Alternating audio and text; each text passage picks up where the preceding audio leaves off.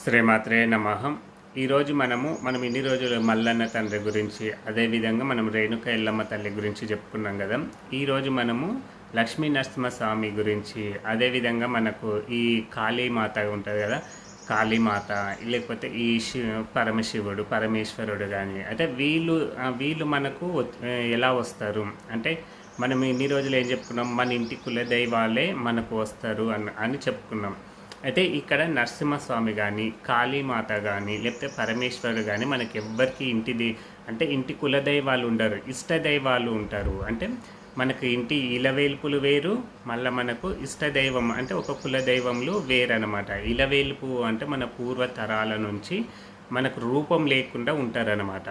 అదే మన ఇష్టదైవాలు అంటే ఒక ఇంటి నుంచి ఒక దైవము అంటే వెంకటేశ్వర స్వామి ఉంటాడు, కొంతమందికి శివుడు ఉంటాడు. అంటే ఇట్లా మనకు జాతరలు జరుగుతుంటాయి కదా, అట్లా అంటే వాళ్ళు అక్కడ పుట్టెంటుకలు ఫస్ట్ మన ఇలవేల్పు దగ్గర 5 కత్తెరలు పిల్లలకు పుట్టెంటుకలు తీయాలంటే 5 కత్తెరలు తీసి మళ్ళీ మన ఇంటి దేవుని దగ్గర గుండు చేయించుకొని వస్తారు. అంటే శ్రీశైలం కానీ ఇట్లా అంటే తిరుపతి కానీ ఇట్లా అంటే ఇంటి దైవాలు. ఇప్పుడు నేనున్నా అనుకోండి, మా ఇంటి ఇలవేల్పు ఎల్లమ్మ తల్లి కదా, వీరనాగమ్మ. అదేవిధంగా మా ఇంటి దేవుడు ఎవరంటే మేము ఎక్కువ వెంకటేశ్వర స్వామి అన్నమాట. అంటే పాలెం అని ఉంటుంది, అక్కడ వెంకటేశ్వర స్వామి. ఇట్లా అంటే ఎవరి అయితే మనకి ఇక్కడ ఈ నరసింహస్వామి కానీ, లేకపోతే కాళీమాత కానీ, ఈ శివుడు కానీ, వీళ్ళు మనకు ఇలవేల్పులు కాదు, మన కులదైవ అంటే మన ఇష్ట దైవాలు. మనం ఇష్టంగా ఇంటికి ఒక దేవుని నమ్ముతారు అన్నమాట. ఇట్లా ఉంటారు. అయితే నరసింహస్వామి వచ్చేవాళ్ళు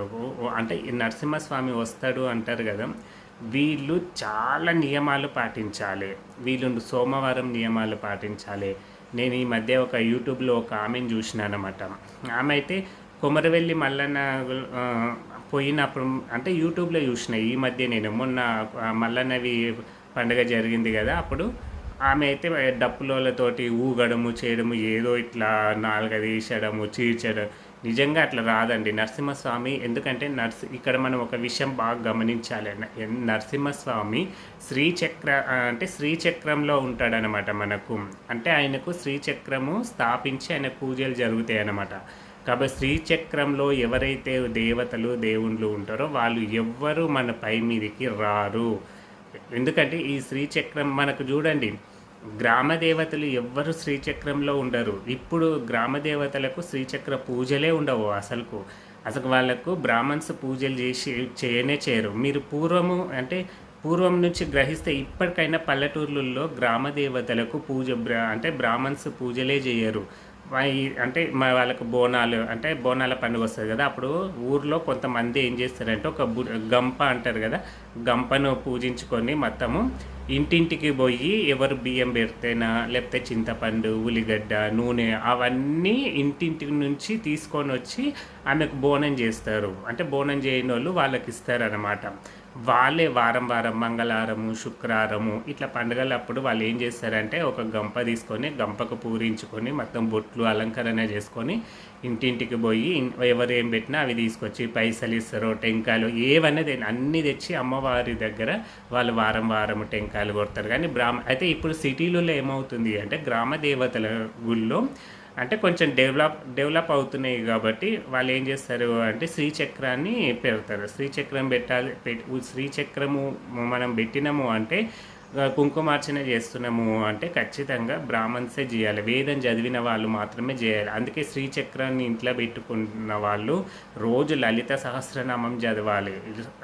అంటే అమ్మవారికి మంచి శక్తి రావాలి, మనకు కూడా మంచి రావాలి. ఎందుకంటే శ్రీచక్రంలో ఎంతోమంది దేవతలు ఉంటారు కాబట్టి సాక్షాత్తు పార్వతీ పరమేశ్వరులు, లక్ష్మీనారాయణులు ఇట్లా అన్నీ అంటే ఉంటారు కాబట్టి మనం రోజు లలిత సహస్రనామం చదివితేనే ఆ పవర్ అనేది వస్తుంది. మనం ఏమైనా కుంకుమార్చన చేసినా కానీ అంటే మంత్రంతో చేస్తేనే ఆ ఇంట్లో కూడా ఎక్కువ తాగడము, ఎక్కువ నాన్ వెజ్ తినడము ఇట్లా ఏవి చేయకూడదు అనమాట. అంటే దేవుడి గుడి సపరేట్ ఉంటేనే ఈ నాన్ వెజ్ కానీ. ఎందుకంటే కొంతమంది ఇంట్లో అంటే ఒకే రూమ్ ఉంటుంది, అంటే ఒక రూమ్ ఉండి ఏదో గూట్లను ఎక్కడో సెల్ఫ్‌లో దేవుడిని పెట్టుకుంటారు. అట్లాంటి తోవల అసలు ఈ శ్రీచక్రం ఏ శ్రీచక్రం గాని ఇంట్లో ఉండకూడదు. ఇప్పుడు అందరూ శ్రీచక్రాన్ని పెట్టుకో, శ్రీచక్రాన్ని పెట్టుకో అని అంటున్నారు గానీ, మీరు ఇట్లా ఉంటే పెట్టుకోండి, ఇట్లా ఉంటే పెట్టుకోకండి అని ఎవరు చెప్తలేరు. ఇది పెట్టుకుంటే మంచిదని చెప్తున్నారు. మంచిదే కాదని నేను అనట్లేదు గదా! కాకపోతే మనం ఏ విధంగా ఉన్నామనేది మనం గ్రహించుకోవాలి కదా. ఇప్పుడు శ్రీచక్రాన్ని తెచ్చి ఇంట్లో పెట్టుకున్నామంటే రోజు ఏం చేయాలి, మనము కుంకుమార్చన చేయాలి, లలిత సహస్రనామం చదవాలి. ఎందుకంటే శ్రీచక్రంలో మనకు 100 మంది దేవుళ్ళు ఉంటారు, 3,00,00,000 మంది దేవతలు ఆ శ్రీచక్రంలో. సాక్షాత్తు లలితాదేవి ఉంటుంది. లలితాదేవి ఉన్నతోటి ప్రతి ఒక్క దేవుళ్ళు మనం ఇంకొక దేవుని లలితాదేవి ఒక్క అమ్మవారిని పూజిస్తే మనం ఇంకా ఏ దేవుని పూజించనంత అవసరం లేదన్నమాట. అందుకే మీరు శ్రీచక్రం ఇంట్లో ఉన్న వాళ్ళు చాలా జాగ్రత్తగా ఉండండి. ఎప్పుడు ఇంట్లో భర్తలు అంటే తాగడము, చెయ్యడము ఇట్లవి అంటే శ్రీచక్రానికి సరే. శ్రీచక్రం ఇంట్లో ఉండి కూడా మనం ఎప్పుడు నాన్ వెజ్ తినుకుంటాం, ఇంట్లో నీట్నెస్ లేకుండా, ఇంట్లో అంటే మనుషులు కూడా నీట్నెస్ లేకుండా 2-3 రోజులకు ఒకసారి స్నానాలు చేయడము, బట్టలు ఉతకకుండా అట్లే పెట్టడము, ఇంట్లో అప్పుడప్పుడు దులపకుండా ఉండడము, ఇవన్నీ ఉంటూ ఆ ఇంట్లో ఫస్ట్ మగపిల్లలు మాత్రము చాలా తాగుబోతులు కావడం కానీ, లేకపోతే చెప్పిన మాట వినకుండా ఉండడము, అంటే వంశానికి వస్తుందన్నమాట ఇది. మనకు చెప్పి చేయరు, ఏదో లవ్ మ్యారేజ్లు చేసుకోవడము, సూసైడ్లు చేసుకోవడము, ఇట్లాంటివి ఎక్కువ జరుగుతుంటాయి అన్నమాట. శ్రీచక్రానికి ఇంట్లో కరెక్ట్ పూజ లేకపోతే. అందుకే పెట్టుకున్న వాళ్ళు చాలా జాగ్రత్తగా నియమాలు పాటించేటట్లయితే పెట్టుకోండి. లేకపోతే మనకి ఒరిగేది ఏమీ లేదు దాంతో. పెట్టుకుంటే నియమాలు పాటించాలి, పెట్టుకోకపోతే మనం ఏం కాదు కదా. మనం పెట్టుకొని మన కష్టాలను మనమే తెచ్చుకుంటున్నాం. ఎందుకంటే ఈ చెప్పే వాళ్ళు ఎట్లా చెప్తున్నారంటే, ఏం చెప్తారంటే శ్రీచక్రం ఇంట్లో ఉంటే సాక్షాత్ అమ్మవారి ఇంట్లో ఉంటుంది, మనకు అన్ని శుభాలే జరుగుతాయని చెప్తారు. కానీ ఎవరు పెట్టుకోవాలి, ఎవరు పెట్టుకోకూడదు, ఆ శ్రీచక్రం ఇంట్లో ఉంటే ఎలాంటి నియమాలు పాటించాలి అది మాత్రం చెప్పారనమాట. మనం ఏమనుకుంటాం, ఏదో మంచి జరుగుతుందంట అని మనము లోహాలతోటి తెచ్చి పెట్టుకుంటున్నాం. కనీసం అవి ఏదో జాతరలో దొరికేవో, లేకపోతే అక్కడ గుడి. కానీ కొంతమంది పంచలోహాలు, వెండివి, కొంతమంది బంగారువి, ఇట్లాంటి లోహాలతోటి పెట్టుకోకండి. ఏదో మీరు పెట్టుకోవాలంటే ఏదో చిన్నది పెట్టుకోవచ్చు. అసలు పెట్టుకోకపోవడమే మంచిది నాకు ఇలాంటి నియమం. ఎందుకంటే మన సంసార జీవితంలో ఉన్న వాళ్ళము కొన్ని నియమాలు పాటించాలంటే కుదరదు. అందుకే పెట్టుకోకపోవడం. అయితే ఈ అమ్మవార్లు మన గ్రామ దేవతలు అనేవాళ్ళు శ్రీచక్రంలో ఉండరు కాబట్టి వాళ్ళు మన శరీరంలోకి రావడానికి అవకాశం ఉంటుంది. అయితే ఈ నరసింహస్వామి కానీ, అదేవిధంగా కాళీమాత, పరమేశ్వర్లు అయితే ఈ చాలామంది మాకు శివుడు వస్తారు అని అంటారు కదా. అంటే మనకు ఇది రాజన్న కానీ, లేకపోతే మనకు చెరువుగట్టు రామలింగేశ్వర స్వామి కానీ, వీళ్ళు వస్తారు, నేను రారు అనట్లేదు. అయితే ఈ చెరువుగట్టు రామలింగేశ్వర స్వామి వచ్చేవాళ్ళు కానీ, లేకపోతే రాజన్న కానీ, ఇట్లా ఎవరికైతే శివుడు వస్తారో ఫస్ట్ వాళ్ళకు పడితే ఆడ రాడు. అసలు దేవుడు వచ్చింది మనకు కనబడదనమాట. అయితే వీళ్ళు ఎట్లా వస్తారు అంటే, వీళ్ళు మనకు వస్తున్నారు, వీళ్ళ నామాన్ని ఎప్పుడు జపిస్తూ ఉంటే మన శరీరంలోనికి రారు.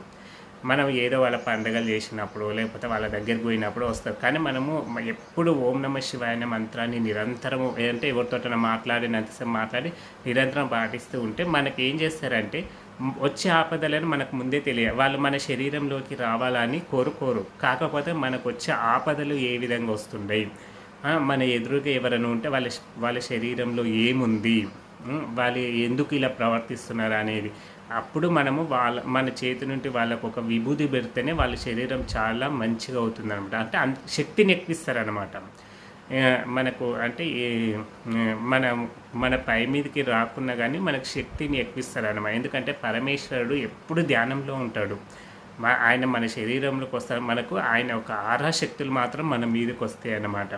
పరమేశ్వరుడు అంటేనే ధ్యానము. ఒకసారి పార్వతీదేవి ఆయనను పరీక్షిస్తుందన్నమాట. ఎప్పుడు ధ్యానంలోనే ఉంటావు అంటే అది వాళ్ళ సంసార జీవితం.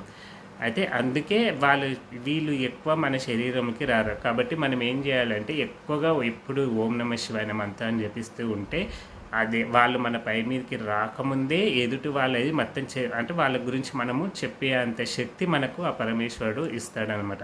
అయితే చాలామంది ఆరాశక్తి అంటే ఏంటిది అంటుంటారు కదా. ఒక దేవుని అంటే నేను కొన్ని వీడియోలు చెప్పిన పూర దేవుళ్ళే మన పై మీదకి రారు. వాళ్ళ యొక్క ఆరా శక్తులు మాత్రం మన శరీరంలోకి వస్తాయి కాబట్టి మనం అలా ప్రవర్తిస్తుంటామని కొన్ని వీడియోలో చెప్పిన. అప్పుడు కూడా అడిగిండ్రు ఆరా శక్తి అంటే ఏంటిదంటే, ఒక విషయం చెప్తే చూడండి. మీరు అంటే ఈ ప్రేమికులు కానీ ఈ ప్రేమికులని ఎగ్జాంపుల్కి మనము ఈ ప్రేమికులని చూసుకుందాం. ఎవరైనా ఒక అమ్మాయి అబ్బాయి ప్రేమిస్తుంటారు, బాగా గాఢంగా ప్రేమిస్తుంటారు కదా. వాళ్ళు చూడండి, వాళ్ళకి ఏమనిపిస్తుంది అంటే వాళ్ళ లవరు పక్కన లేకున్నా కానీ పక్కన ఉన్నట్లు అనిపిస్తుంది. దాన్ని ఆరాశక్తి అంటారనమాట. అంటే ఎటు చూసినా ఎవరు చూసినా సడన్గా వాళ్ళలాగానే కనిపించడము, ఇట్లాంటివి మనం కూడా ఏదైనా ఒక వస్తువు కొనాలి అనుకున్నప్పుడు మనం ఎక్కడ చూసినా ఆ వస్తువే కనిపిస్తుంది. మనం పడుకున్నా కానీ ఆ వస్తువే మన కళలోకి వస్తుంది కదా. దాన్నే ఒక ఆరాశక్తి అంటే మనము ఇష్టాన్ని ఉన్నాం కదా, ఎంతో ఇష్టంగా దాన్ని ప్రేమిస్తున్నాం కదా, దాన్ని మనం కూడా దేవుని కూడా ఎవరైతే ఎక్కువగా ఇష్టంగా భక్తితోటి శ్రమిస్తారో వాళ్ళ మీదకి ఈ ఒక ఆరాశక్తి. అందుకే మనము ఏది కనిపించినా దేవుడు కనిపించినా అదే శక్తి అనుకుంటాము, ఏది కనిపించినా అదే శక్తి అనుకుంటాం. అట్లా మన శరీరంలోకి ఆరాశక్తి అనేది ప్రవహిస్తుంది. దీన్ని ఆరాశక్తి అంటారనమాట. అయితే దేవుని యొక్క ఆరాశక్తులు వేర్లే. నేను ఎగ్జాంపుల్కు ఇలా చెప్పిన అనమాట. అయితే నరసింహస్వామి అంటే ఈ పరమేశ్వరుడు వచ్చేవాళ్ళు ఈ విధంగా ఉంటారనమాట. వీళ్ళు ఎక్కడ పడితే అక్కడ ఈ బ్యాన్ శబ్దాలకు వీటికి రారనమాట. వీళ్ళు నిష్టగా ఉండి ఆ గుడిలో అంటే ఆయన ఉన్న ప్రాంతంలోనే, లేకపోతే వీళ్ళు ఇంట్లో పరమేశ్వరుని అభిషేకాలు అవన్నీ చేస్తుంటే వీళ్ళకి అనిపించాం. కానీ ఈ డప్పుల సౌండ్లకు, ఈ సౌండ్లకు, ఆ సౌండ్లకు పరమేశ్వరుడు ఏడబడితే ఆడ రాడు. ఇది ఒకటి. కాళీమాత, ఈ కాళీమాత కూడా మనకు చాలా, ఈ కాళీమాత ఎవరికైతే వస్తుంది అంటారో వాళ్ళు సంసారానికి ఫస్ట్ దూరం అవుతారనమాట. అంటే పోనీ వాళ్ళకు ఒకవేళ మ్యారేజ్ అయితే వాళ్ళ సంవత్సరం కూడా నిలబడదనమాట. అంటే విడిపోతారనమాట. ఈ కాళీమాత వచ్చే వాళ్ళ తత్వం ఎట్లుందంటే ఈ అఘోరీ తత్వం ఉంటారు కదా, అఘోరీ మాతలు ఈ టైప్ ఉంటారనమాట. అంటే వీళ్ళు సమాజంలో సరే వీళ్ళకి నిజంగా కాళీమాత పెళ్ళి కాకముందే వస్తే మాత్రం వీళ్ళని పెళ్ళి చేసుకోకుండానే వీళ్ళని సంచారం పట్టిస్తుంది అన్నమాట. అంటే ఇంకెక్కడైనా పంపించేస్తుంది పోయి, ఇట్లా అఘోరీ దాంట్లోనో కలుస్తారనమాట.